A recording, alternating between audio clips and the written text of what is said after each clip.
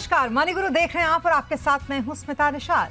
Large cap, mid cap और small cap को आप इनके प्रदर्शन के लिहाज से चाहे जितना भी कोस लें, 20 सालों का डेटा ये बताता है कि इन्होंने लॉन्ग टर्म में उम्मीद से बढ़कर प्रदर्शन किया है।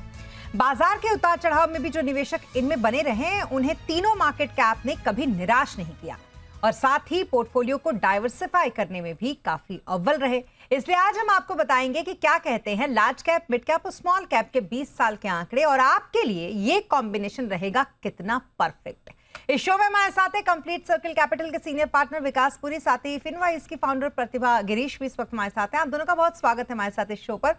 और सबसे पहले आप ही से शुरुआत करती हूँ मैं, विकास, कि मुझे ये बताइए, ये जो 20 साल का पूरा डेटा सामने आया है जिसमें हम लार्ज कैप, मिड कैप और स्मॉल कैप के प्रदर्शन को, मतलब उनके रिटर्न को बहुत अच्छी तरीके से एक तरीके से चर्न कर सकते हैं, समझ सकते हैं कि उसमें हुआ क्या इन 20 सालों में। इसमें क्या वाकई में इन तीनों ही मार्केट कैप का कमाल का प्रदर्शन दिखता है आपको, विकास? धन्यवाद स्मिता एंड हेलो प्रतिभा जी। देखिए स्मिता, अगर हम कैपिटल मार्केट्स की बात करते हैं या म्यूचुअल फंड्स की बात करते हैं, दैट टू इक्विटी फंड्स की हम बात कर रहे हैं, तो लॉन्ग टर्म में आप देखेंगे, इनफैक्ट हमने एक शो भी 10-10 वाला किया था जिसमें कि 10 साल एक ऐसा टाइम होराइजन होता है कि जब कोई सा भी फंड जो है आपको नेगेटिव रिटर्न नहीं देता है। तो ये डेटा पॉइंट्स ही हैं जो मतलब पिछली परफॉर्मेंस है और ये एक्चुअल परफॉर्मेंस है, ऐसा भी नहीं है कि हाइपोथेटिकल है। आप अगर एक लॉन्ग ड्यूरेशन में देखते हैं तो 20 साल की जब आप बात करते हैं तो डेफिनेटली डेटा यही दिखाता है कि लार्ज कैप हो, मिड कैप हो या स्मॉल कैप हो, हर कैटेगरी के म्यूचुअल फंड ने बहुत अच्छा रिटर्न दिया और अच्छा ही नहीं, इन्फ्लेशन बीटिंग रिटर्न दिया। तो ये सबसे जरूरी चीज होती है कि आप कोई जो भी एसेट क्लास में आप निवेश कर रहे हो, it has to be inflation beating. तो इन्फ्लेशन बीटिंग भी जो किया वो भी अच्छे मार्जिन से किया। फॉर एग्जाम्पल, अगर 3 कैटेगरी की मैं बात करता हूं तो लार्ज कैप, मिड कैप और स्मॉल कैप में मिड कैप जो है वो आप ये बोल सकती है कि हीरो रहा। जिस हिसाब से अगर सीएजीआर देखेंगे आप 20 इयर्स की, तो mid cap has been outperforming other categories most of the time. लेकिन उसके बाद जो स्मॉल कैप है, स्मॉल कैप भी बहुत पीछे नहीं है। बट स्मॉल कैप में एक चीज जरूर है कि जब जब ड्रॉडाउन आया या जब जब गिरावट हुई तो स्मॉल कैप की गिरावट ज्यादा हुई और रिकवरी का टाइम भी थोड़ा सा ज्यादा रहा। ये जरूर हो सकता है कि 20 साल में रिटर्न में ज्यादा डिफरेंस नहीं, बट बीच के कुछ सालों में वो गैप जो है वो ज्यादा हो सकता है। और जो लार्ज कैप है, हालांकि रिटर्न के पॉइंट ऑफ व्यू से अगर थर्ड नंबर पे भी होगा, बट कंसिस्टेंसी आप कह लें या आप ये कह लीजिए कि जहां पे थोड़ा सा ठहराव था वो लार्ज कैप कैटेगरी में रहा है। तो हर एक कैटेगरी की एक अपनी, आप ये बोल सकते हैं कि खासियत रही है और अपनी एक छोटी सी लिमिटेशन भी रही है। आप उसके ऊपर हम विस्तार से बात करेंगे।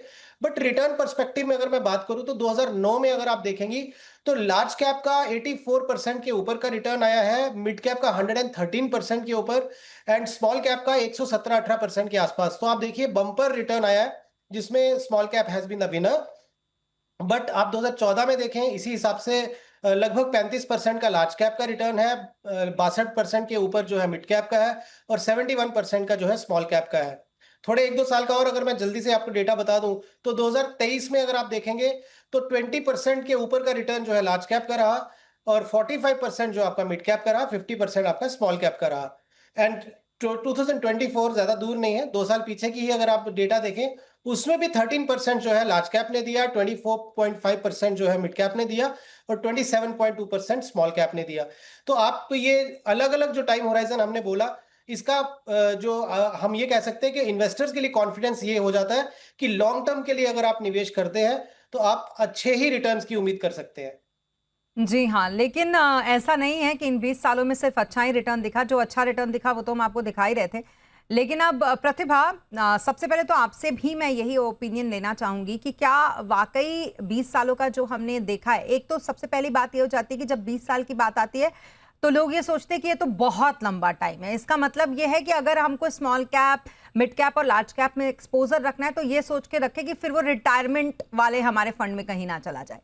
तो अगर मैं आपसे ये जानना चाहूं कि इन 20 सालों में सिर्फ पिक्चर अच्छी ही आपने देखी या कहीं ऐसा भी लगा कि नहीं, निराश भी किया है मार्केट करेक्शंस जब आए या ऐसा कोई साइकिल आया जो उतना स्ट्रांग नहीं था तो उसमें इन तीनों कैप ने निराश भी किया? बिल्कुल स्मिता, बहुत अच्छी बात बोली आपने कि जब हमको डेटा दिखता है तो हम ह्यूमन बीइंग्स हैं तो हम अच्छा ही दिखते हैं पहले। तो उसका एक जो अच्छा है, बहुत बेहतरीन रिटर्न्स दिया है, डबल डिजिट छोड़ो, देन 80 90 100% रिटर्न्स दिया है। वो तो हमने, विकास जी ने बहुत अच्छी तरह से समझा ही दिया। But the second side of the story is, जब गिरावट आती है तो क्या होती है। तो बार बार चिल्ला चिल्ला के लोग बताते हैं कि आपको एक ही मार्केट कैप में कॉन्सेंट्रेट नहीं करना, गिरावट होगी तो क्या होगा। तो 3 ऐसे साल अगर आप देखेंगे तो सबसे ज्यादा जो आप एग्जाम्पल के तौर पे दिया जाता है कि 2008 में क्या हुआ था। 2008 में लार्ज कैप ने 53% गिरावट दिखी थी, मिड कैप में 65 है ना, 64.9 मतलब ऑलमोस्ट 65, और 69% स्मॉल कैप। ये परसेंटेज में जब बताते हैं ना तो उसका एक्चुअल इंपैक्ट हमें समझ में नहीं आता। अगर किसी को बताया जाए कि आपने 1 करोड़ इन्वेस्ट किया तो वो 53 लाख हो गया, तो कोई उसको मानने के लिए तैयार नहीं होगा। ये इतना बड़ा इंपैक्ट आया था 2008 में। तो हम सोच रहे हैं कि 2008 तो काफी दूर था, और उसके बाद शायद इतना बड़ा गिरावट नहीं आया। बिल्कुल आया, इतना बड़ा नहीं लेकिन काफी बड़ा गिरावट आया 2011 में। नियरली 25% गिरावट आई लार्ज कैप में, 30% मिड कैप में, और 35% 34.3% स्मॉल कैप में आया। वापस 2018 में बहुत कम रिटर्न दिया लार्ज कैप ने, 2.6%, और मिड कैप ने दिया -12% और -26%। जैसे मैं बता रही हूँ ना, परसेंटेज में हमको नहीं समझ में आता कि कितना बड़ा इंपैक्ट आता है। तो इसी कारण अब हमको सिर्फ ये 20 इयर्स का डेटा अच्छा भी दिखना है, बुरा भी दिखना है।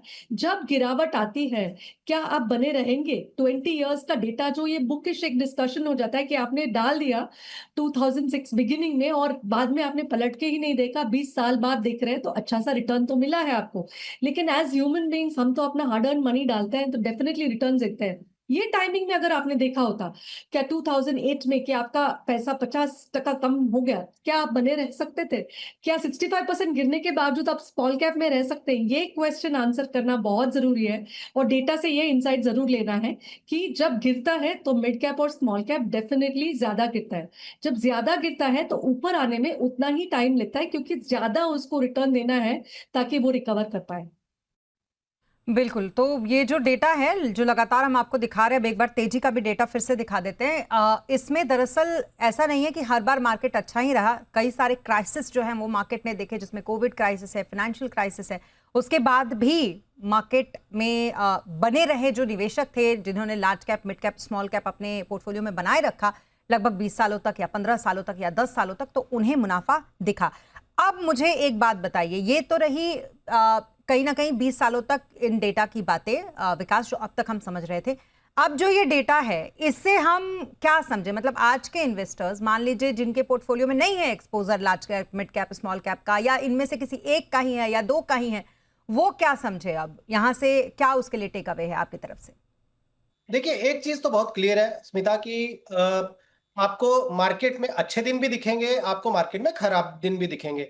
अब क्योंकि अब तो हमने डेटा की बात कर ली, और ये प्रैक्टिकल डेटा जो हमने रिसेंट पिछले 25-20 साल का हमने देखा, तो खराब साल भी आएंगे, अच्छे साल भी आएंगे। तो एक लर्निंग ये हो गई कि कैपिटल मार्केट में लीनियर कुछ नहीं चलेगा। यानी ऐसा नहीं है कि अगर हम CAGR 20 साल की बात कर रहे हैं, 15% की या 13% या 16% की, वो लीनियर नहीं होगा। ऐसा नहीं होगा कि हर साल आपको वो 13% या 15% मिलेगा। तो कुछ साल ऐसे भी आएंगे बीच में। हालांकि ये जो हमने एक एक्सट्रीम ड्रॉडाउन दिखा दिया, जैसे फॉर एग्जाम्पल किसी एक साल में 60% का ड्रॉडाउन है। ड्रॉडाउन मतलब पीक से लेके जो मार्केट गिरी एक पर्टिकुलर उसमें, तो वो जो 60% या 50% के ड्रॉडाउन आते हैं, वो ऐसा नहीं है कि वो भी हर साल आते होंगे। वो भी आपके 8-10 साल में कोई एक टाइम पीरियड ऐसा आता है कि जब इस तरह की गिरावट होती है।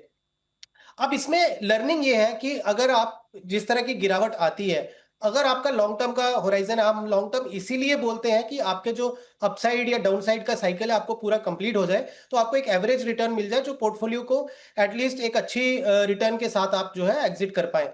नाउ सिचुएशन इज कि आपने अगर बिल्कुल गिरी हुई बाजार में पैसा डाला, तो अब होता क्या है स्मिता, समझने वाली बात है कि अगर 100 रुपए की एनएवी है, अगर वो 50% गिर जाती है तो आपकी एनएवी 50 हो गई।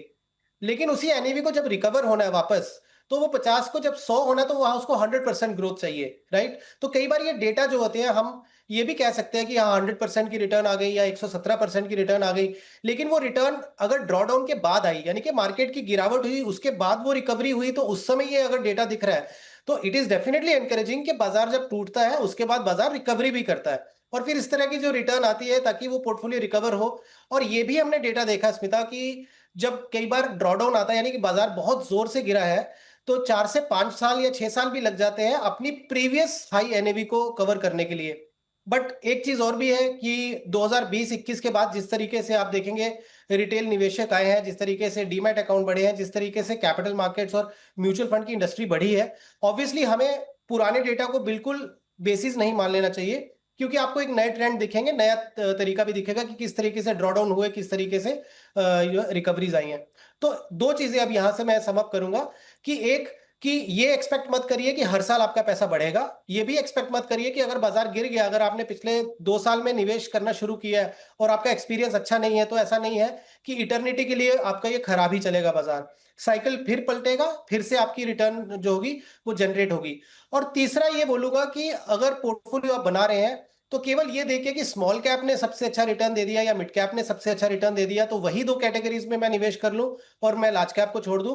क्योंकि कोई ऐसा साल जहां पे आपको पैसे की जरूरत आ गई अचानक से और उसी साल ड्रॉडाउन आया बहुत ज्यादा और एक लार्ज कैप ही ऐसा है जो कम गिरा होगा तो वो आपको उस समय सपोर्ट करेगा। तो ग्रोथ भी बहुत जरूरी है और आप देखें तो सिक्योरिटी भी बहुत जरूरी है या आप कह लीजिए लो रिस्क जो होता है पोर्टफोलियो में वो भी जरूरी होता है। अब चलिए इस पूरे सिचुएशन को थोड़ा पलट देते हैं क्योंकि हाँ इसीलिए ऐसा होता है कि हम ये कहते हैं कि जब स्मॉल कैप गिरता है तो लार्ज कैप संभाल लेता है, जब लार्ज कैप में थोड़ी सी वॉलिटिलिटी देखते हैं तो फिर मिड कैप और स्मॉल कैप कहीं ना कहीं संभाल लेता है। अब इस सिचुएशन को थोड़ा फ्लिप करते हैं। प्रतिभा, पिछले दिनों से जो हम लगातार ट्रेंड देख रहे हैं उसमें कहीं ना कहीं लार्ज कैप का जो प्रदर्शन है वो कमजोर दिख रहा है हमें। मिड कैप और स्मॉल कैप जैसा कर रहे थे वैसा कर रहे हैं बल्कि और अच्छा ही कर रहे हैं और यही वजह है कि एमपी के आंकड़े जितने भी बार आते हैं उसमें हम ये देखते हैं कि लार्ज कैप और मिड कैप और स्मॉल कैप में अच्छा खासा पैसा आया रहता है लेकिन लार्ज कैप से लोग दूरी बनाकर रखते हैं। क्या उन लोगों के लिए भी पास्ट रिटर्न देखना उतना मायने रखता है? क्योंकि आप ही जैसे लोग ये भी बात कहते हैं ना कि जरूरी नहीं है कि आप हर बार फंड का सिलेक्शन करते वक्त उसका जो पास्ट रिटर्न है वो देखें। अब क्या करें फिर, इससे क्या समझें हम? बहुत ही अच्छा क्वेश्चन है। अगर मैं इसमें एक एग्जांपल के तौर पे देना चाहती हूँ, मान लीजिए वो जो टेबल आपने दिखाया था रिटर्न्स, पिछले 20 साल का रिटर्न्स, वो टेबल के हिसाब से आपको क्लियरली पता है कि आप 2016 में है, 2016 एंड दिसंबर को आपको क्लियरली पता है कि आगे जाके नेक्स्ट ईयर, मतलब आप दूरदर्शी हो गए, आपको पता है कौन सा कैप क्या रिटर्न देने वाला है। नेक्स्ट ईयर आपको लार्ज स्मॉल कैप से 60% रिटर्न मिलने वाला है और जो स्मॉल मिड वगैरह पता है और आप 5 इयर्स के लिए इन्वेस्ट कर रहे हो। अगर आपके पास वो आंकड़े आपके सामने हैं तो आप क्या चूज करेंगे? ऑब्वियसली 60% रिटर्न देखते ही आप ये चूज करेंगे कि मैं सबसे ज्यादा स्मॉल कैप में डालूं। ये अगर फोरसाइट होने के बाद मान लीजिए आपने 2016 में 1 लाख रुपए आपने डाल दिया है ये मार्केट कैप में, स्मॉल कैप में, लार्ज कैप में और मिड कैप में, आपका जो मिड कैप का रिटर्न्स है वो अच्छा रहेगा, आपका जो टोटल रिटर्न्स आपका बनेगा अच्छा बनेगा। लेकिन अगर आपका स्मॉल कैप जो रिटर्न्स है पहले साल में 60% से जाता है, उसके बाद नेगेटिव भी होता है, ये नेगेटिव को हमने नजरअंदाज कर दिया, तो सबसे ऊपर बम्पर रिटर्न भी देता है और सबसे नीचे भी लेके जाता है। और आखिर में 5 साल के बाद 2070 to 21 अगर आप 5 इयर्स का CAGR देखेंगे तो लार्ज कैप ने दिया होगा आपको 17.7% रिटर्न्स और स्मॉल कैप ने दिया होगा 17.79% रिटर्न्स, मतलब ऑलमोस्ट सिमिलर रिटर्न्स। यही रिटर्न्स देने के लिए टू मच ऑफ एक्साइटमेंट, ऊपर भी बहुत तेजी से गया, नीचे भी बहुत तेजी से गिरा, आपको हार्ट अटैक भी दिया और आपको खुशी भी दी, और मिड कैप साइलेंटली 20.71 दिया। जब ये सब हो रहा होता है 60% ऊपर है तो आपको लगेगा कि मुझे सारा पैसा स्मॉल कैप में ही डालना चाहिए था, और नेक्स्ट ईयर जब नेगेटिव है आपको लगेगा कि सारा पैसा लार्ज कैप में ही डालना चाहिए था। लेकिन ये जरूरी है कि संतुलन बनाए रखें। आपका मकसद है कि आपके पास वो क्षमता हो कि आप बने रहे ये इन्वेस्टमेंट्स में। 60% गिरावट के बाद बहुत कम लोगों के पास पेपर में होता है बट रियली में नहीं होता है उनके पास क्षमता बने रखने के लिए। सो स्टेबिलिटी के लिए लार्ज कैप होना बहुत जरूरी है। तो आपका जो बेस है, नींव है, वो लार्ज कैप होता है और उसके ऊपर से अच्छा सा इमारत बना सकता है। जैसे बताया जाता है कि अगर नींव मजबूत हो तो इमारत बुलंद बनती है। तो नींव को आप मत भूलिए, स्टेबिलिटी के लिए लार्ज कैप रखिए, रिटर्न्स का तड़का के लिए आप मिड कैप थोड़ा ज्यादा में रखिए और थोड़ा एक्साइटमेंट के लिए स्मॉल कैप भी रख सकते हैं। बिल्कुल, आपने मुस्कुराते-मुस्कुराते इतने बेहतरीन तरीके से जवाब दिया और वो भी पूरे कह सकते हैं एग्ज़ाम्पल्स के साथ, तो वो वाक़ई काबिल-ए-तारीफ़ था। अब यहाँ रुकेंगे एक छोटे से ब्रेक के लिए। अब जब हमने इतनी सारी तारीफ़ पीछे के रिटर्न को देखते हुए large cap, mid cap, small cap की कर ही ली है, तो फिर उसमें किस तरीके की स्ट्रैटेजी आपको आगे रखनी है? क्या तीनों कैटेगरी आपके पोर्टफोलियो के लिए बहुत ज़रूरी है? तमाम बातों को समझेंगे। एक ब्रेक के लिए रुक रहे हैं, जल्द हाज़िर होंगे, आप बने रहें हमारे साथ।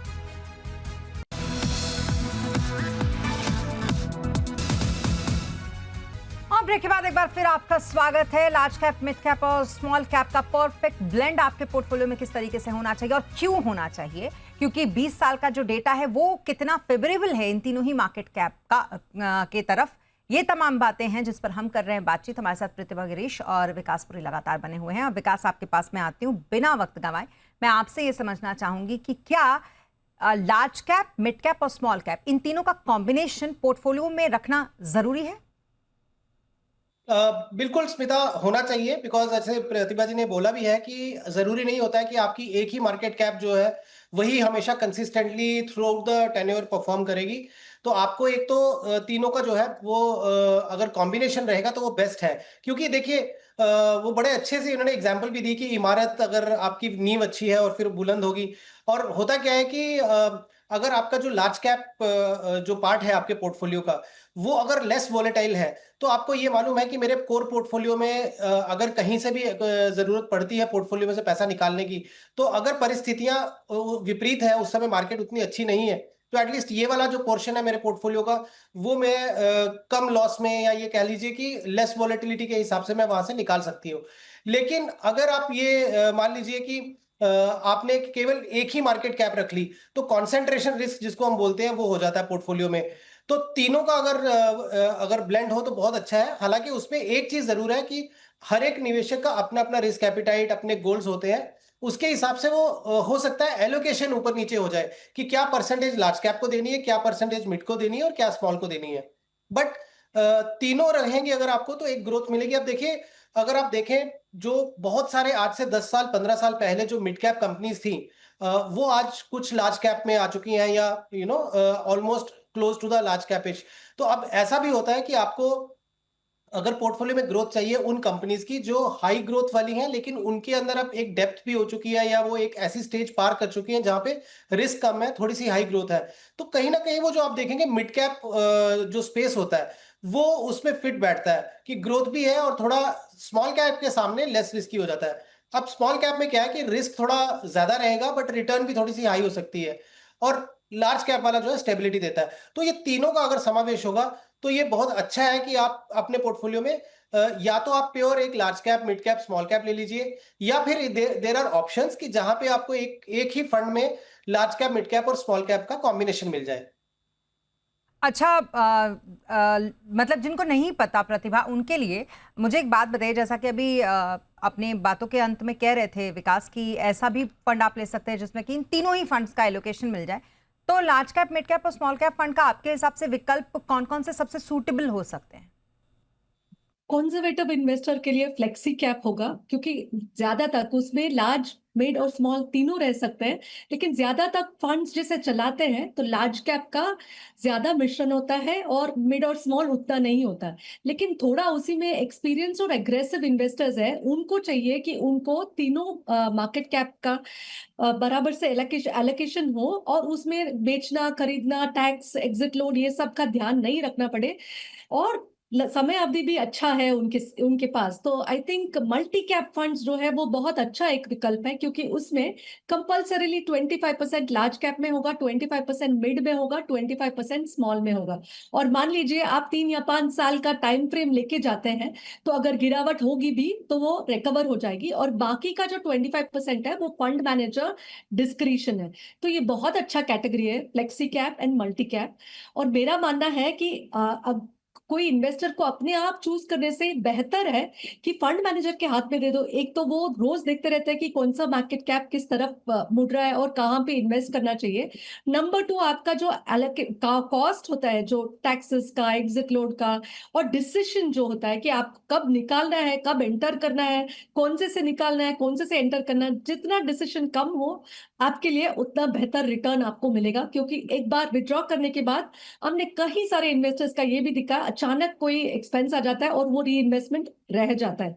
सो it's, I think these two are very good categories. और बहुत कंजर्वेटिव इन्वेस्टर्स लेकिन इक्विटी चाहिए तो उनको हाइब्रिड कैटेगरी में बहुत अच्छे इक्विटी डेट का मिश्रण भी मिलेगा, बैलेंस एडवांटेज फंड या मल्टी एसेट फंड।